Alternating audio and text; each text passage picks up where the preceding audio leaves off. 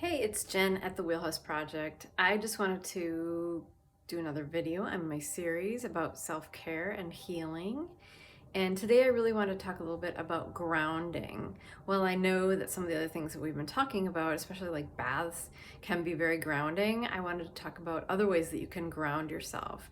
Because what grounding really is, when we get up in our head and get a little sort of detached and out of the present moment, out of mindfulness, out of, being centered and in our bodies, that's when we really need to ground ourselves. So that's where we want to bring ourselves back from, is that kind of crazy state. And even if it's not a crazy state, it might just be distracted or too much going on or overwhelmed. But we need to bring ourselves back and get ourselves grounded. So how do you get yourself grounded? I know a lot of times we think of being in nature, and I know there's the thought that you need to be barefoot on the ground, and that's great. That's actually a great way to ground yourself. But it's not necessary, and even just being out in nature can be very grounding. But there's even other ways, like simple ways, like picking up a small twig or a rock in your hand. That actually can be really grounding. Sometimes when I walk my dogs, I'll pick up a stone or even a small twig that I can put in my hand to carry with me as we walk, as I find that very grounding. I mean, even the wind can be grounding. Just appreciating nature around you, like taking the time to appreciate things, to notice the birds. And we'll get more into that, but there are great ways to ground around that too. But I think, the big thing is just being present, just coming back to being present where you are. Nature is a great way to move that along more quickly, though, to make that grounding happen, because nature obviously is just very grounding, so it will bring you back to your body. Some of the other ways I wanted to talk about was just sitting quietly in meditation, and we talked about meditation already, but there's one thing you can do in meditation to really ground yourself, and that is an old technique that I actually didn't talk about. There's a meditation that you can do where you can actually picture yourself growing roots into the ground from your feet.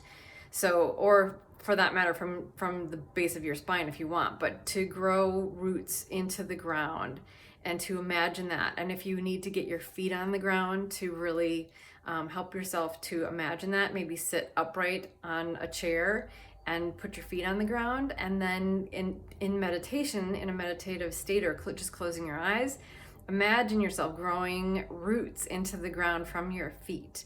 And they can go, I would say take them down around rocks, or take them down around the base of the earth, like the center of the earth, and visualize wrapping them around, really solidifying your roots. That can be really, really grounding to visualize that and imagine that. Part of the meditation is also, if you want to, take branches up and bring yourself into the ethers, into the divine, the higher realms. But I think that for our purposes, for grounding, to take roots down under the ground is going to be good for you. Some other ways to do that are, I talked about being in nature, is there was a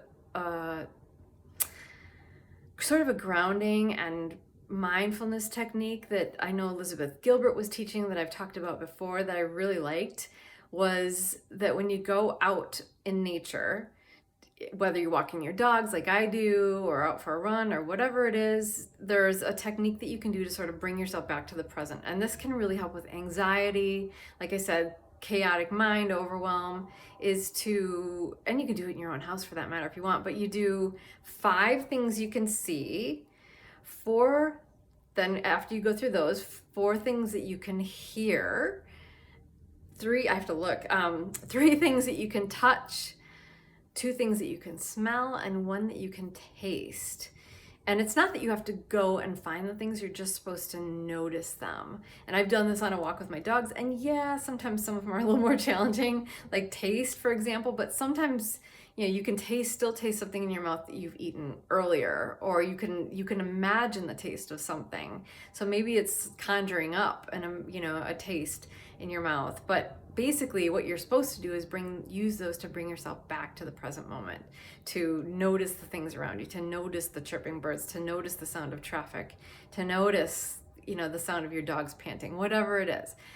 Whatever you're noticing, but those things kind of bring you back to the present moment and help you to calm. And you can run through that as many times as you want, but just to sort of bring yourself back to the present. And that's a quick tool that you could use to bring yourself to present. I know there are other things about, just looking around the room and appreciating things, or finding gratefulness in the things in your room, maybe the beautiful flowers that you have, or the sun shining through the window, whatever it is to help you to bring you back to the present moment. But that's part of grounding. That's part of calming yourself and bringing yourself out of that anxious and overwhelmed state. The other thing is there's so many ways to just ground and to bring yourself back to that calm, centered state. And that's a lot of things that we've gone over, and some of the things we'll go over in this video series. But it can be exercise, it can be baths, it can be meditation. There's so many different ways you can ground. It can be going for a walk or walking your dogs, even just being outside.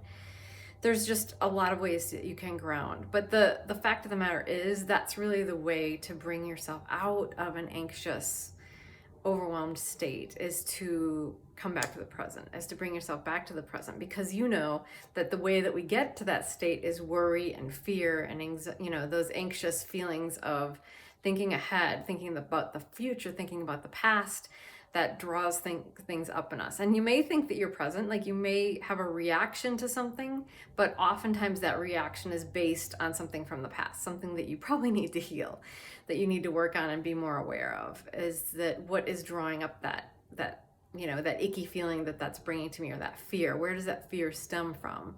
So, but regardless, I think that we need to, when we get in that chaotic, we can't pull ourselves back kind of state, that's when we need to ground. That's when we need to find that present moment and bring ourselves back. And using some of these techniques or other techniques, that's how you can ground yourself. So I hope that's helpful. Just to give you a few tools and a few ideas on where to start with grounding yourself and bringing yourself out of those crazy states. Thanks, and we'll talk to you guys again soon. Bye.